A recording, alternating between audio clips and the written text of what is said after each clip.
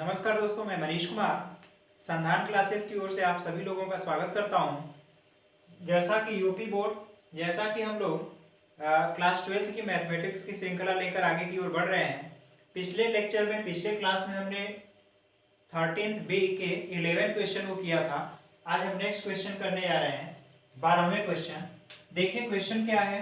Question ये है, बहुत क्लियरली समझिएगा और कंसेप्ट को समझने की कोशिश करिए कि दो स्टूडेंट हैं। ये दोनों स्टूडेंट किसी क्वेश्चन को सॉल्व करने जाते हैं। तो ये जो है P है और ये Q है। P जो है क्वेश्चन को सॉल्व कर ले, इसकी प्रायिकता 1/2। Q सॉल्व करे, इसकी प्रायिकता 1/3 है। अब आपको पूछा जा रहा है कि क्वेश्चन का उत्तर दे दिया जाए, यानी प्रश्न हल हो जाए, इसकी क्या प्रायिकता है। तो प्रश्न 3 केस में हल होंगे।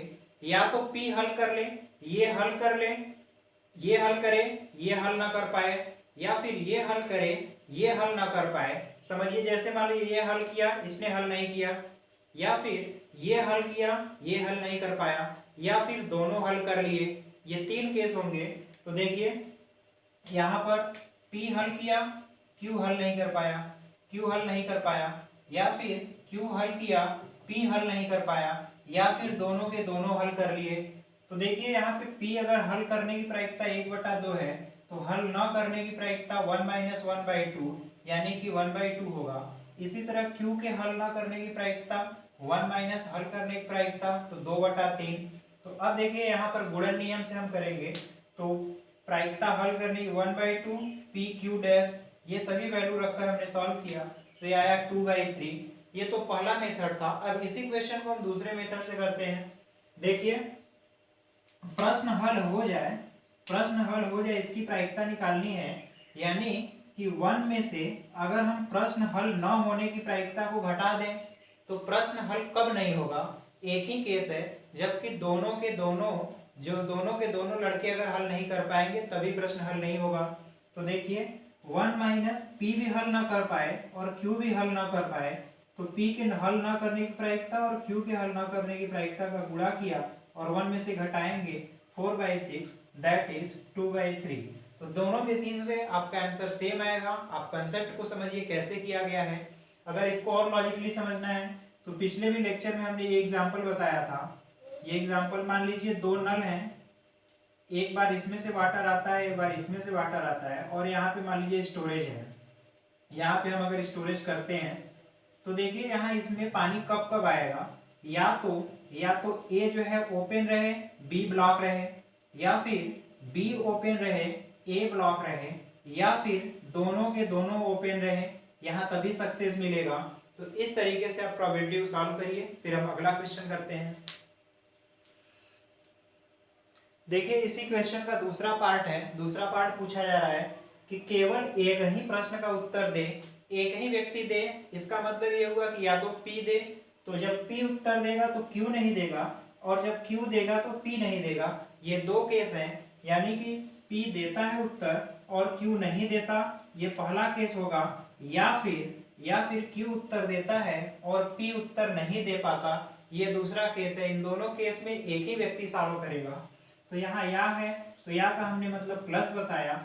P उत्तर देता है तो P के उत्तर देने की प्रायिकता 1/2, और Q नहीं देता तो Q के न देने की प्रायिकता जो है 2/3 ये हुआ। फिर प्लस Q देता है तो Q के उत्तर देने की प्रायिकता 1/3 इंटू P नहीं देता तो P उत्तर न देने की प्रायिकता 1/2।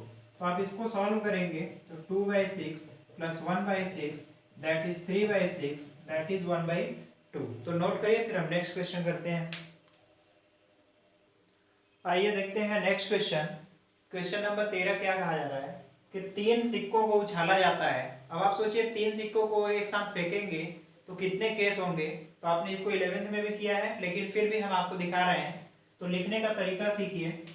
हो सकता है तीनों हेड हो, इसके बाद इसमें एक टेल इस साइड से इंक्लूड करिए, हेड हेड टेल। अब इस टेल को इधर लाइए, शिफ्ट कराइए, तो head tail head, head tail head, फिर टेल हेड हेड, ये हो गया। अब यहाँ पे 2 टेल करिए, हेड टेल टेल, इस टेल को शिफ्ट करिए, हेड टेल हेड टेल। अब यहाँ पर टेल टेल हेड होगा और लास्ट में ट्रिपल टेल। तो ये इतने कॉम्बिनेशन बनेंगे। देख लीजिए 8 कॉम्बिनेशन होंगे, 1 2 3 4 5 6 7 और 8, ये टोटल केस होंगे, टोटल पॉसिबिलिटी होगी। अब कहा जा रहा है कि 3 शीर्ष या 3 पक्ष, तो 3 शीर्ष का मतलब होता है तीनों हेड हो या 3 पुच्छ, 3 पुच्छ का मतलब तीनों टेल, या तो तीनों हेड होने चाहिए या तो तीनों टेल होने चाहिए, ये पहली है कंडीशन। दूसरा है कि कम से कम 2 शीर्ष हो, यानी कम से कम 2 हेड जरूर हो, 2 से ज्यादा भी हेड हो सकता है, 2 से कम नहीं होना चाहिए। तो देखिए कम से कम 2 शीर्ष का मतलब तीनों हेड हो सकता है, फिर उसके बाद head head tail, head tail head और टेल हेड हेड, ये कॉम्बिनेशन हुआ। इसके बाद देखिए एक शीर्ष है तो ये हम नहीं लेंगे, यहां तक ये हुआ। नेक्स्ट केस है अधिकतम 2 शीर्ष हो, यानी कि 2 से अधिक शीर्ष नहीं होना चाहिए। तो देखिए 2 से अधिक शीर्ष नहीं होने का मतलब कि 2 से ज्यादा नहीं होना चाहिए, 2 से कम हो सकता है। तो देखिए 2 से कम, यहाँ फिर से इसको समझिए, अधिकतम 2 शीर्ष का मतलब ये हुआ कि 2 हो सकता है, 1 हो सकता है या कोई भी नहीं हो सकता, 2 से अधिक नहीं होना चाहिए।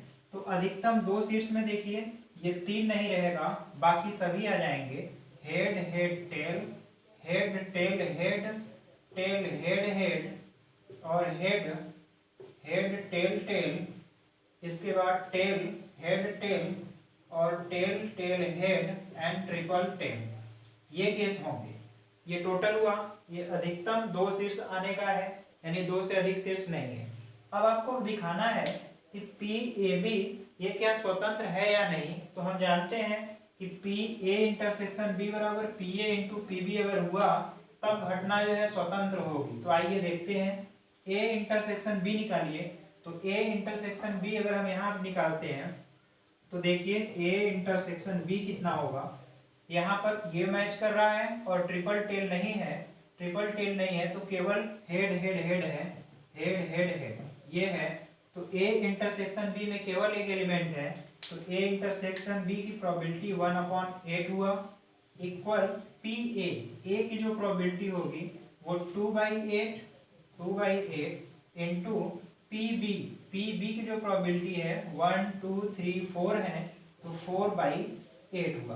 तो यहाँ तक आप समझ सकते हैं 4/8 हुआ।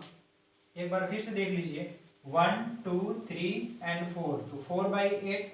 अब यहाँ से कैंसिल करिए, कैंसिल करेंगे यहाँ से ये 4 टाइम्स हुआ, ये टोटल कैंसिल और 1/8 दोनों साइड इक्वल हो गए, यानी कि जो यह पेयर है यह पेयर स्वतंत्र घटना दिखा रही है, यह स्वतंत्र हुई। नोट करिए, फिर हम नेक्स्ट करते हैं। देखिए इसी में नेक्स्ट पार्ट है कि यह जो पेयर ए एंड सी है, पेयर ए एंड सी स्वतंत्र है कि नहीं। तो हम ए इंटरसेक्शन सी निकालते हैं। तो देखिए ए इंटरसेक्शन सी में कौन सा मैटर मैच करेगा, यह नहीं है। इसके बाद ए इंटरसेक्शन सी में ट्रिपल टेल है, यहाँ थोड़ी गलती हुई, इसको हटा लेते हैं। यहाँ पर ट्रिपल टेल होगा, देखिए ये वाला मैच नहीं किया। इसके बाद ट्रिपल टेल है तो केवल एक एलिमेंट मैच कर रहा है ए और सी में, तो ए और सी में ट्रिपल टेल मैच हुआ। अब इसकी probability 1/8 and P A, sorry यहाँ पर लिख लीजिए P A intersection C equal P A into P C, ये कंडीशन है स्वतंत्र के लिए। अब हम यहाँ पर पी ए इंटरसेक्शन सी की वैल्यू देखते हैं, तो 1/8 एंड इक्वल पी ए की प्रोबेबिलिटी जो है 2/8 है इंटू सी की प्रोबेबिलिटी 1 2 3 4 5 6 एंड 7, तो 7/8, ये इक्वल नहीं हुआ। इसलिए ये घटना जो है, यह जो पेयर है, यह घटनाओं का पेयर स्वतंत्र नहीं है, स्वतंत्र नहीं होगा। नोट करिए, फिर नेक्स्ट करते हैं। नेक्स्ट केस देखिए, अब एक पेयर जो है इस बार बी एंड सी का लिया गया है, तो B intersection C that is probability of B into probability of C होगा। और बी इंटरसेक्शन सी में देखिए तो बी इंटरसेक्शन सी, तो ये एलिमेंट नहीं मिलेगा, बाकी ये तीनों एलिमेंट इसमें शामिल हैं, तो बी इंटरसेक्शन सी में 3 एलिमेंट होंगे।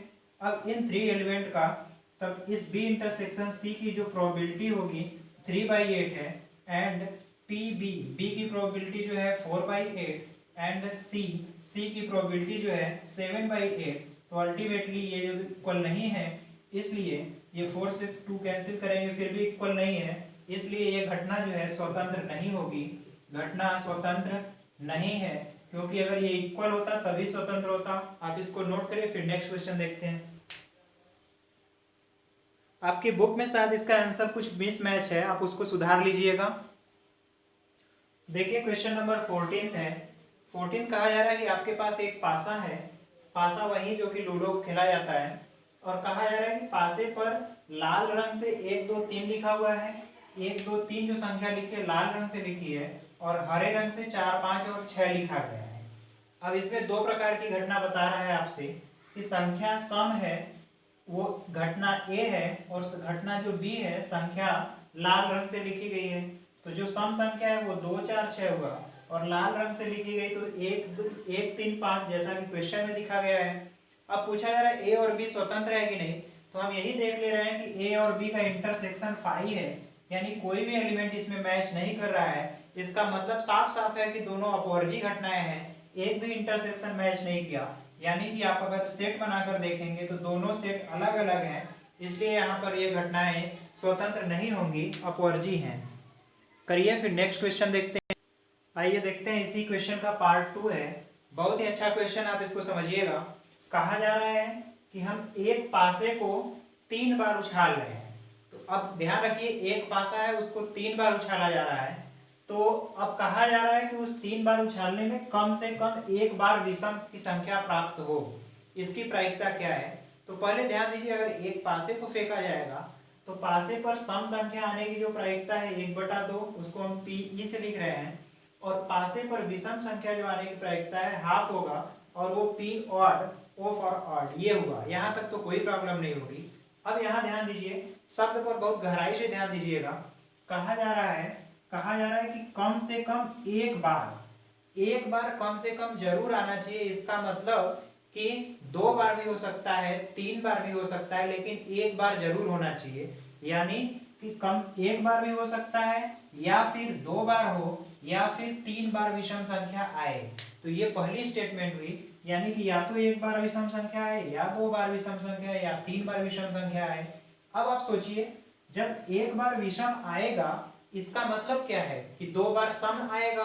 तो एक बार विषम आए, एक बार विषम संख्या आए, यानी कि प्रोबेबिलिटी ऑफ विषम यानी ऑड। एक बार अगर ऑड आया इसका मतलब 2 बार क्या होगा, 2 बार इवन आया होगा। इसका मतलब 2 बार इवन है, एक बार ऑड। या का मतलब हमने पहले ही बताया है कि प्लस होता है।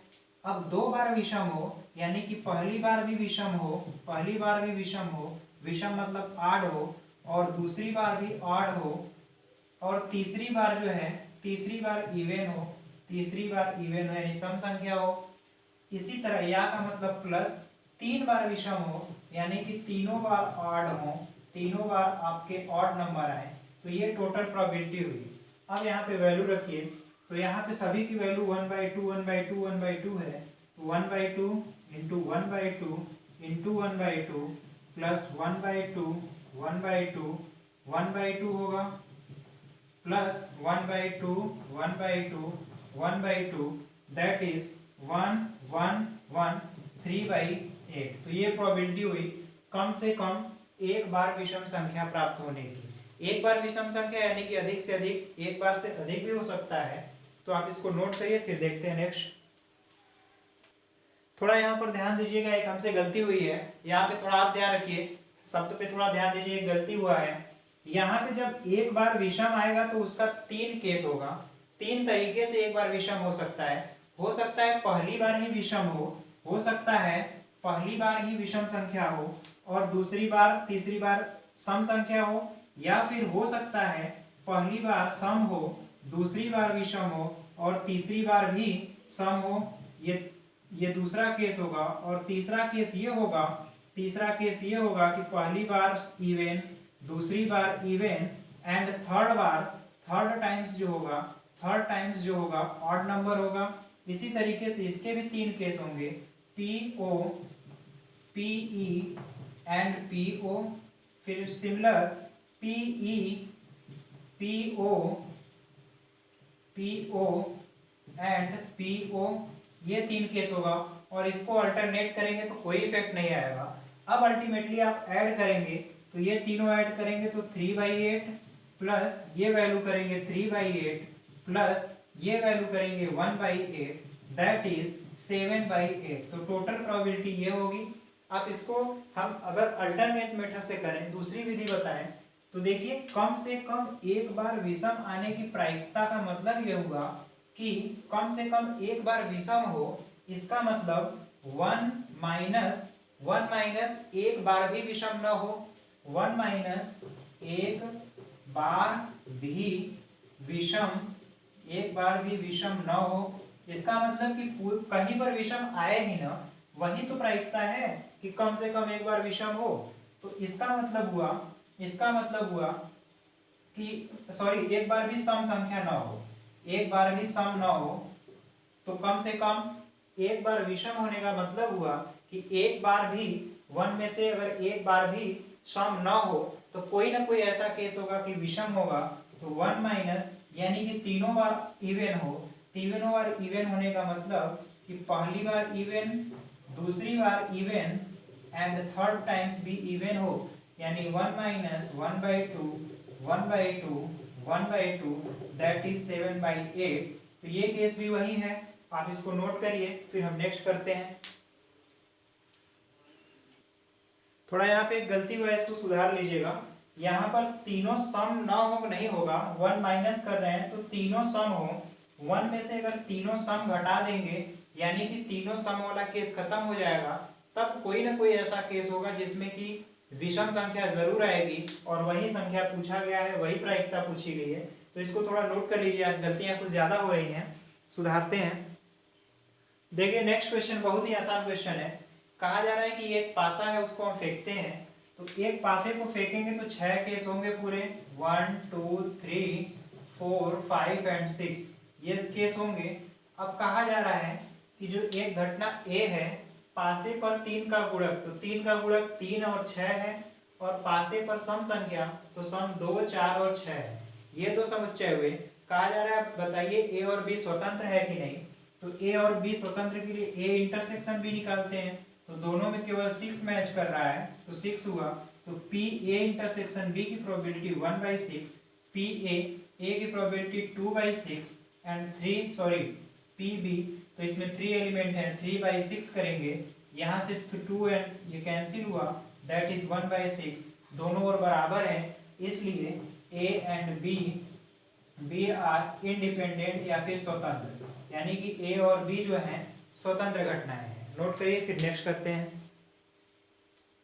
देखिए नेक्स्ट क्वेश्चन है, ये भी बहुत ही अच्छा क्वेश्चन है। कहा जा रहा है कि एक हॉस्टल है, छात्रावास है, तो उसमें गणित पढ़ने वाले छात्र 60% है और साइंस पढ़ने वाले छात्र 40% है, और 20% छात्र ऐसे हैं जो कि साइंस और मैथ दोनों पढ़ते हैं, यानी कि वो इंटरसेक्शन में होंगे जब दोनों में है। तो देखिए वेन डायग्राम से सब कुछ क्लियर होगा। तो मैथ का हमने एक सर्कल बनाया जिसमें 60% है, और एक 60% में 20% जो है कि साइंस भी पढ़ते हैं, तो ये 40 और 20 तो टोटल 60 हो गए, टोटल 60 हुआ। इसी तरह साइंस में टोटल जो है 40% है, तो साइंस में देखिए टोटल 40% और 20% जो है दोनों में है, और टोटल 100% है, टोटल 100%, तो देखिए 40 20 60 20 80, यानी कि इस पूरे सर्कल में तो 80% ही है, यानी 20% ऐसे लड़के हैं जो न तो इस सर्कल में हैं और न ही इस सर्कल में, यानी कि 20% लड़के ऐसे हैं, 20% लड़के ऐसे हैं जो न तो मैथ पढ़ते हैं और न ही साइंस। तो उसकी प्रायिकता निकालनी है। पहला केस कि न तो साइंस पढ़ें और न ही मैथ पढ़ें, तो 20% है, तो 20/100 दैट इज 1/5। अब दूसरा केस क्या है कि गणित का अध्ययन करने वाले को एक चुना जा रहा है और उसके विज्ञान का अध्ययन करने वाले की प्रायिकता होने की ज्ञात करना है, यानी कंडीशनल प्रोबेबिलिटी है। तो इसमें गिवन है कि गणित का अध्ययन करता है, ये आपको दिया गया है, यानी कि m नीचे रहेगा, और उसके साइंस का अध्ययन करने की प्रायिकता, तो साइंस ऊपर रहेगा, s इंटरसेक्शन n/pm, तो s इंटरसेक्शन m में 20/100 और मैथ में 60% है, तो 60/100 दैट इज 1/3। इसी तरह इसमें नेक्स्ट है, यदि वह विज्ञान का अध्ययन करता है तो उसके गणित का अध्ययन, तो इसका रिवर्स केस थर्ड है। थर्ड देखिए यहाँ पर है, आपको निकालना है पी एम एस, यानी साइंस पढ़ता है तो मैथ पढ़ने वाले की प्रायिकता, तो P M intersection S upon P S करेंगे तो साइंस पढ़ने वाला और मैथ ये 20% ही है, 20/100 and S S that is 40/100, तो 40/100 तो 100 से 100 कैंसिल हुआ, 1/2, तो ये वैल्यू हुई। इसको नोट करिए, फिर हम नेक्स्ट क्वेश्चन करते हैं। देखते हैं नेक्स्ट क्वेश्चन, ये भी बड़ा अच्छा क्वेश्चन है, आप ध्यान दीजिएगा। कहा जा रहा है कि एक डिब्बे का निरीक्षण, उसमें से 3 संतरों को, यानी एक डब्बा है उसमें हमें संतरे रखे हुए हैं, उसका हमें ऑब्जर्वेशन करना है। तो हमारा तरीका क्या है, हम उसमें से 3 संतरा निकालते हैं बिना प्रतिस्थापित। आप इस शब्द को ध्यान रखिएगा, ये बार बार आएगा। बिना प्रतिस्थापित का मतलब, प्रतिस्थापित का मतलब उसके स्थान पे रखते नहीं है, यानी हमने निकाल लिया फिर उसमें रख नहीं रहे हैं, उसको हटा दिया गया। तो प्रतिस्थापन का यही मतलब होता है, जब आगे हम लोग कार्ड पढ़ेंगे ताश की गड्डी में, तो प्रतिस्थापन के साथ और बिना प्रतिस्थापन के। तो बिना प्रतिस्थापन का कंसेप्ट समझिए, यानी कि फिर उसमें रखना नहीं है, उस गड्डी में या फिर उस टोकरी में हमें डालना नहीं है। कहा जा रहा है कि बिना प्रतिस्थापन के साथ निकाल रहे हैं और चेक कर रहे हैं। अब एक हम टोकरी से हमने एक निकाला संतरा, देखा ठीक है, फिर दूसरा निकाला ठीक है, और तीसरा निकाला देखा ठीक है, तब मैं उस टोकरी को या फिर उस जो है कि डब्बे को बिक्री के लिए भेज दे रहा हूँ। अगर तीनों में से एक बार भी गड़बड़ हुआ तो मैं उसे रिजेक्ट कर देता हूँ। अब का क्वेश्चन ये है कि एक ऐसा डब्बा है जिसमें 12 अच्छे संतरे हैं और 3 खराब हैं, तो वह बिक्री के लिए स्वीकृत हो जाए, बिक्री के लिए यह डब्बा स्वीकृत हो, इसकी प्रायिकता क्या होगी। तो देखिए, डब्बा एक ही केस में स्वीकृत होगा, जबकि पहला भी अच्छा हो, पहला अच्छा हो, और यहाँ पर ध्यान रखना या नहीं होगा, यहाँ पर या नहीं है, यहाँ पर और दूसरा अच्छा हो, और तीसरा भी अच्छा हो, तीसरा भी क्या हो, अच्छा हो। यहाँ पर ध्यान रखिए, यहाँ पर शब्द का इंपॉर्टेंस समझिए। यहाँ पर अगर हम या कर देंगे तब मतलब बदल जाएगा। यहाँ पर पहला अच्छा हो, तो पहला अच्छा हो इसकी प्रायिकता क्या होगी, तो कुल संतरे देखिए इसमें 15 हैं, तो अच्छे कितने हैं, 12, तो पहला अच्छा हो यानी 12 तरीके में से कोई भी निकल सकता है, तो 12/15 ये पहला अच्छा हुआ। इसके बाद और दूसरा भी अच्छा हो। अब सोचिए, इसमें से 12 अच्छे थे, 3 खराब, एक हमने इसमें बाहर कर दिए, तो अब जो है 11 अच्छे हुए और 5 खराब हैं, और सॉरी 3 खराब हैं, 3 खराब हैं। अब ये केस हुआ, इसके भी अच्छा होने की प्रायिकता, यानी अब इसमें 11 अच्छे हैं और कुल जो है 14 हुआ। इसके बाद जब इसमें से एक और हम बाहर निकालेंगे तो अब 10 अच्छा बचेगा, 10 अच्छा बचा और 3 खराब होगा। अब इसमें से फिर एक निकाल रहे हैं तो वह भी अच्छा हो, यानी तीसरा भी अच्छा हो, उसकी जो प्रायिकता होगी वो होगी 10/13। तो आप यहाँ से इसको हल करिए, तो हल करेंगे तो 5 से 3 टाइम्स, 5 से 2 टाइम्स, और 3 से 4 टाइम्स, 3 से 4 टाइम्स, एंड 2 से 7 टाइम्स। तो 11 4 जा 44 अपान 13 7 जा 91। तो ये टोटल प्रोबेबिलिटी होगी उसके चुने जाने की या फिर स्वीकृत होने की। नोट करिए, फिर नेक्स्ट करते हैं। आइए नेक्स्ट क्वेश्चन देखते हैं। ये भी बहुत ही अच्छा प्रश्न है। देखिए कहा क्या जा रहा है, एक बॉक्स है, बॉक्स में 10 जो है ब्लैक है और 9 रेड, 10 ब्लैक और 9 रेड, यानी कि टोटल बॉक्स में 19 गेंदें हैं। अब इसमें से हम 2 गेंद निकाल रहे हैं और प्रतिस्थापित किए बिना, यानी फिर वापस उसमें नहीं रखा जाता है, पहला केस है दोनों गेंदें लाल हो, इसकी प्रायिकता, तो दोनों गेंदें तब लाल होंगी जबकि पहली लाल हो। अब यहाँ बताइए क्या शब्द लिखा जाए, पहली लाल और फिर दूसरी लाल हो, तो दोनों गेंदें लाल हो, इसका मतलब यहाँ पे है, यहाँ पर और होगा तभी ये कंडीशन हुआ, यानी कि पहली भी लाल हो और दूसरी भी लाल हो। तो देखिए पहली गेंद लाल हो, इसकी प्रायिकता क्या होगी, तो पहली गेंद लाल यानी कि 9 तरीके हैं और टोटल 19 है, गुणे और दूसरी लाल हो, तो अब सोचिए जब 9 में से हमने एक निकाल लिया तो बची 8 लाल, यानी कि दूसरे केस में 8 होगा और बटे यहाँ 18 हो जाएगा, क्योंकि 18 ही गेंदें अब बची हैं। अब 18 ही गेंदें बची हैं, एक हमने बाहर कर लिया, तो 9 से इसको सब करेंगे 2 टाइम्स एंड 2 से इसको 4 टाइम्स, दैट इज 4/19, ये हुआ।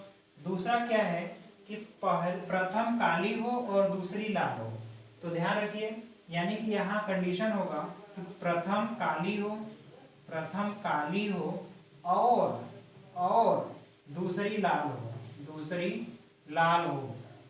तो देखिए पहली गेंद काली हो, इसकी क्या प्रायिकता, तो काली हमारी 10 टाइप से होगी /19, और दूसरी गेंद लाल हो, तो जब हमने एक यहाँ से निकाल लिया और लाल अभी हमारे पास 9 बचे हैं, और बटे यहाँ 18 होगा, 9/18 होगा, क्योंकि पहली काली गेंद जो है वो बाहर चली गई। तो अब जो बची है इसमें, अब बची है 18 ही गेंदें, यहाँ पर यही ध्यान रखना है। अब इसको आप कैंसिल करेंगे, 2 से इसको कैंसिल करेंगे, 5/19, ये प्रायिकता हुई। अब सबसे इंपॉर्टेंट क्वेश्चन या पार्ट इसका है, यहाँ पर लिखा है एक काली हो और दूसरी लाल हो। इसका मतलब समझिए, एक काली और एक लाल हो, इसमें प्रथम और द्वितीय की बात नहीं हुई है। अब यहाँ समझिए, एक काली और दूसरी लाल का मतलब ये हुआ कि प्रथम पहली काली हो सकती है और दूसरी लाल हो, या फिर पहली लाल हो, या फिर पहली लाल और दूसरी काली, यानी कि इन दोनों केसेस में एक लाल गेंद मिलेगी और एक काली गेंद मिलेगी। तो यही प्रायिकता निकालनी है कि एक काली हो और एक लाल हो, तो या तो पहली काली हो दूसरी लाल, या फिर दूसरी लाल हो पहली लाल हो और दूसरी काली हो। तो देखिए पहली काली रंग की हो, इसकी क्या प्रायिकता होगी, तो 10/19 गुणे दूसरी लाल हो, तो अब लाल होने की प्रायिकता है 9/9, अब यहाँ पे 18 हुआ, फिर प्लस पहली लाल हो, तो पहली लाल अगर होगी यानी कि 9/19 गुणे दूसरी काली हो, तो दूसरी काली यानी कि 10/18। अब इसको आप जोड़ लीजिए, 9 से 2 टाइम्स, 9 से 2 टाइम्स, तो यहाँ पर 2 से ये 5 टाइम्स एंड 2 से ये भी 5 times, that is 5/19 and 5/19 that is 10/19। तो ये प्रायिकता हुई तीसरी। तो शब्दों पर आप ध्यान रखिए, इसको नोट करिए, फिर हम अगला देखते हैं, नेक्स्ट करते हैं। एक चीज ध्यान रखिए, ये जो क्वेश्चन है 18th क्वेश्चन, ये एनसीईआरटी का क्वेश्चन है, आप इसको मैच करा लीजिएगा। आपकी बुक में जो हर्षरूप शर्मा की बुक है, या तो इसमें क्वेश्चन गलत है या तो फिर आंसर गलत है, लेकिन हमने कंसेप्ट और प्रोसेस आपको समझाया, इसी तरीके से करिएगा। आप एनसीईआरटी से मैच करा लीजिए, फिर हम आगे चलते हैं। देखिए क्वेश्चन नंबर 19 है कि ए और बी दो व्यक्ति हैं, किसी समस्या को हल करते हैं। ए द्वारा हल करने की प्रायिकता 1/2, बी द्वारा हल करने की प्रायिकता 1/2, 3 है। ये क्वेश्चन बिल्कुल वैसे ही है जैसा कि क्वेश्चन नंबर 12 है। क्वेश्चन नंबर 12 और 19 में कोई अंतर नहीं है, बस केवल लैंग्वेज में अंतर है। तो देखिए क्या है, समस्या हल हो जाती है। तो समस्या हल तभी होगा जबकि या तो ए हल करे बी ना करे, या फिर बी करे ए ना कर पाए, या फिर दोनों हल कर दें। तो आप इसको सॉल्व करेंगे तो एग्जैक्ट आंसर आपका मैच होगा। इसी तरीके से उनमें से कोई एक समस्या का हल करे, यानी कि या तो ए कर दे बी ना करे, या फिर बी करे ए ना कर पाए, तो आप इसको बिल्कुल क्वेश्चन नंबर 12 की तरह करिए, कोई प्रॉब्लम नहीं होगी। फिर हम नेक्स्ट क्वेश्चन करते हैं। तो फर्स्ट का जो आंसर होगा 2/3 और सेकंड जो है 1/2 होगा। नेक्स्ट क्वेश्चन करने से पहले एक कंसेप्ट आप यहाँ पर सीखिए, आप 11th में भी किए होंगे, कार्ड यानी कि ताश के बारे में हम यहाँ पे थोड़ा सा ब्रीफली बता देते हैं। ऐसा नहीं है कि आपको खेलने की जरूरत है, बस ध्यान देखिए। ताश की गड्डी में पूरे 52 पत्ते होते हैं। इन 52 पत्तों में 26 पत्ते लाल रंग के होते हैं और 26 पत्ते जो हैं काले रंग के होते हैं, टोटल 52 पत्ते हुए। अब इसके बाद लाल रंग के 2 भाग होंगे, यहाँ पर लाल रंग के 2 भाग होंगे, इनमें एक 13 पत्ते और 13 पत्ते बटे रहेंगे। अब याद करने का ट्रिक देखिए कि जो लाल रंग होता है वो पान खाने के बाद भी लाल होता है, और घर बनाने वाली जो ईंट होता है वो भी लाल होता है। यानी कि 13 पत्ते जो होते हैं वो ईंट के होते हैं और 13 पत्ते जो होते हैं पान के होते हैं, ये भी लाल होता है और ये भी लाल होता है। अब इसके बाद आते हैं काले पत्ते में, तो काले पत्ते में भी दो पार्ट होगा। इसमें 13 पत्ते जो होते हैं 13, अब सोचिए इसमें दो पत्ते जो काले काले हैं, 13 ये हैं 13 ये हैं, तो चिड़िया जो होती है काली होती है यानी चिड़ी, और इसके बाद हुकुम यानी कि जो हुकुम मानने वाले दास होते हैं वो भी काले होते हैं। इस तरह से 13 चिड़ी और 13 हुकुम काले हुए, 13 ईंट और 13 पान लाल रंग के होंगे। इसके बाद इस 52 पत्तों को 13 13 13 और 13 चार भाग में बांटा गया। अब इन प्रत्येक 13 को 13 पार्ट में बांटेंगे, तो हम एक ही पार्ट आपको दिखा रहे हैं। मान लेते हैं यहाँ से लेंगे, तो इसमें एक पत्ता जो होगा एक इक्का होगा, इक्का होगा यानी इक्की, दुक्की, तिक्की, चौकी, पंजी, छक्की, सत्ता, अट्ठा, नहला और दहला। ये 10 पत्ते सभी में होंगे, यहाँ भी होंगे, यहाँ भी होंगे, यहाँ भी होंगे। अब इसमें बचा 3 पत्ता, तो एक पत्ता होगा गुलाम का, एक पत्ता बेगम का और एक बादशाह का। तो ये पूरे 13 पत्ते हुए। इसी तरह इसमें भी होगा इक्का, दुक्का, तिक्की, चौकी, पंजी, छक्की, सत्ते, अट्ठे, नहला, दहला। इसके बाद गुलाम, बेगम और बादशाह ये हुआ। इसी तरह ईंट में भी है, ईंट में भी इसी तरह का प्रोसेस होगा। 1 2 3 4 5 6 7 8 9 10, फिर इसके बाद गुलाम, बेगम एंड बादशाह ये हुआ। इसी तरह इसमें भी 1 2 3 4 5 6 7 8 9 एंड 10, इसमें भी एक गुलाम, एक बेगम और एक बादशाह। तो इस तरह कार्ड का डिवीजन है, आप इसको देख लीजिए, समझ लीजिए, यही आपके लिए काफी इंपॉर्टेंट है। इसी पर आगे हम लोग क्वेश्चन करना शुरू करते हैं, तो नोट करिए।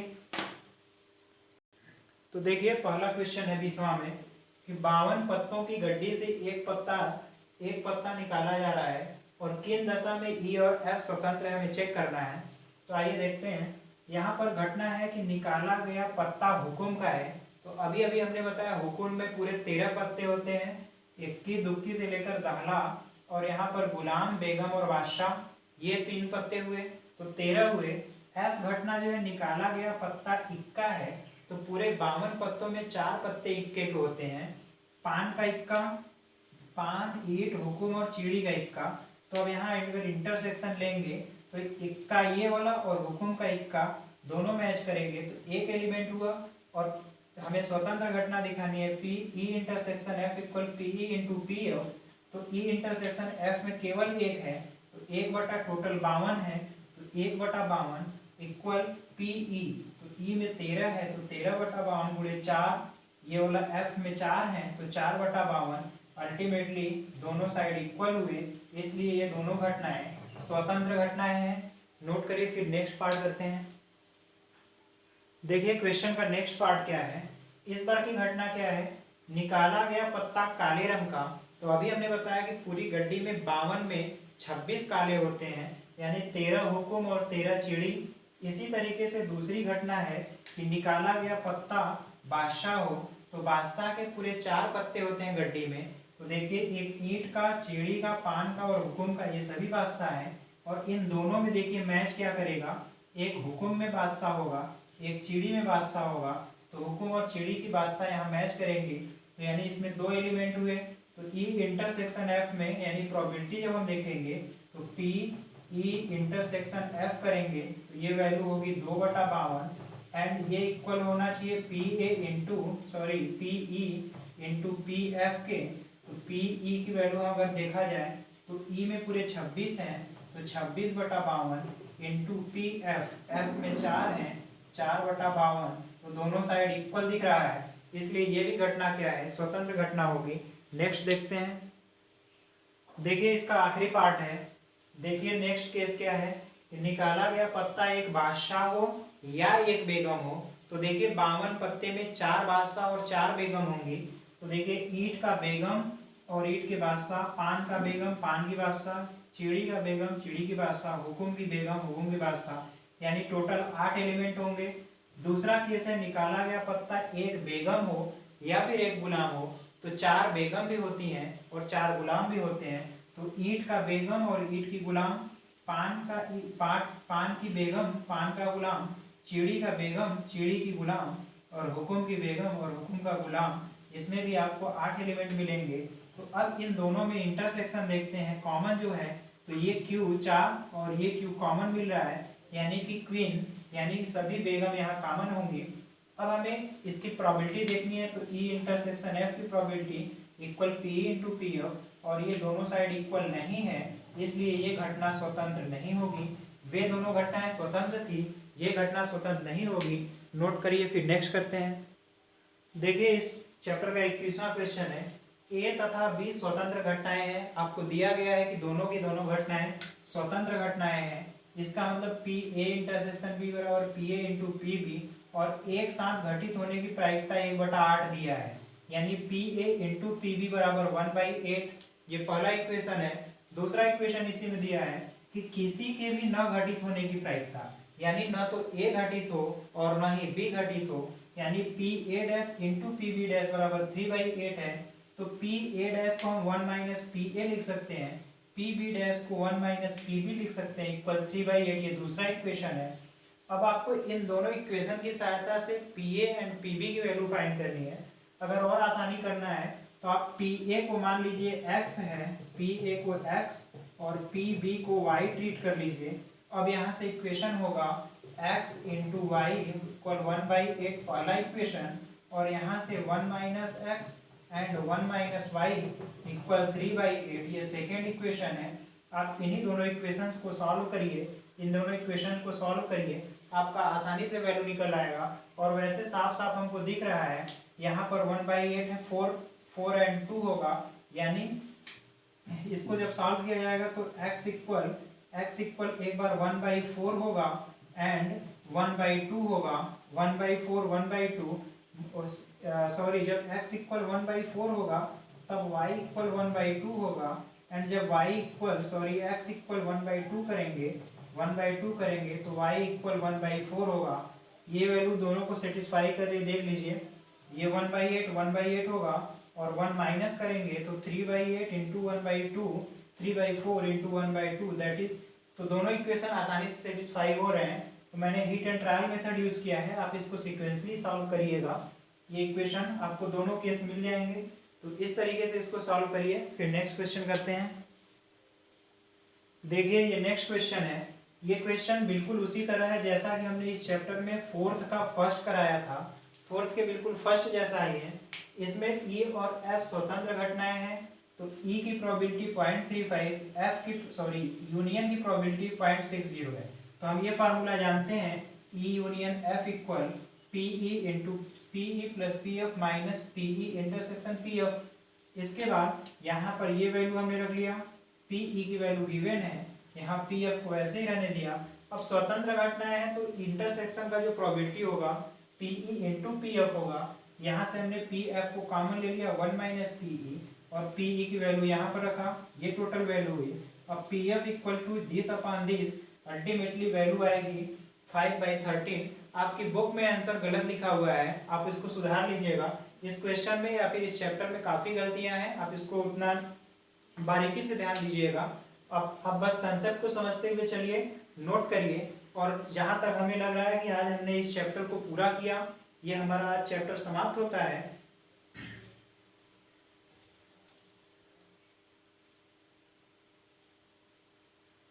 और हमें उम्मीद है कि आपको आज का लेक्चर पसंद आया होगा, आपने काफ़ी एंजॉय किया होगा। तो इस तरह अभी तक जितने भी हमने प्रोबेबिलिटी के क्वेश्चन और कंसेप्ट को सीखा है, इसी कंसेप्ट और क्वेश्चन के बेस पर आगे का हम लोग क्वेश्चन करेंगे। लेकिन हम आपकी जानकारी के लिए बता दें, आगे अगले लेक्चर में जो हम करने वाले हैं वो बेस थ्योरम हम लोग करेंगे। और पूरी प्रोबेबिलिटी में अगर सबसे कठिन माना जाता है तो यही बेस प्रमेय है, बेस थ्योरम है। लेकिन इसको हम लोग इस कंसेप्ट से, इसको हम लोग वेन डायग्राम से इतनी आसानी से समझेंगे कि आपको खुद अद्भुत लगेगा कि कितने कठिन प्रश्न कितनी आसानी से सॉल्व हो रहे हैं। और यकीन मानिए आपको काफ़ी अच्छा लगेगा। तो हम लोग इंतजार करते हैं बेस थ्योरम के लिए नेक्स्ट लेक्चर का। अब तक यहाँ तक आपको कोई भी प्रॉब्लम आ रही है तो आप हमें कमेंट में करके बताइए, हम उसको दूर करने की कोशिश करेंगे। तो आगे हम लोग बेस थ्योरम, बेस प्रमेय को सॉल्व करेंगे और उसमें देखेंगे कितनी ट्रिकी तरीके से और कितनी आसानी से, और प्रोबेबिलिटी का वास्तव में अगर आप वहाँ देखेंगे तो सभी कंसेप्ट, अपवर्जी घटना, स्वतंत्र घटना और पूरा का पूरा सेट थ्योरी एक साथ कैसे हम लोग एनालाइज करेंगे, तो ये बड़ा ही रोचक होगा। तो देखते हैं हम लोग अगले नेक्स्ट वीडियो में। आपका आज का हमारा साथ देने के लिए बहुत बहुत धन्यवाद। और हमारा आपसे एक रिक्वेस्ट है कि इन वीडियोस को आप ज़्यादा से ज़्यादा लोगों तक पहुंचाइए, ताकि वे लोग जो इनसे अभी तक जिन्हें प्रायिकता से डर लगता है वे भी प्रायिकता की समझ को विकसित कर सकें, उन्हें भी प्रायिकता समझ आ सके और वे भी अपनी हिचक को या फिर प्रायिकता की जो एक परंपरागत तरीके से कहा जाए कि परंपरागत तरीके से ये प्रचलन चला आ रहा है कि कठिन है, उसका निदान हो सके। तो आप लोग इसमें हमारा सहयोग करिए। आज का आपका हमारा साथ देने के लिए बहुत बहुत धन्यवाद। जय हिंद।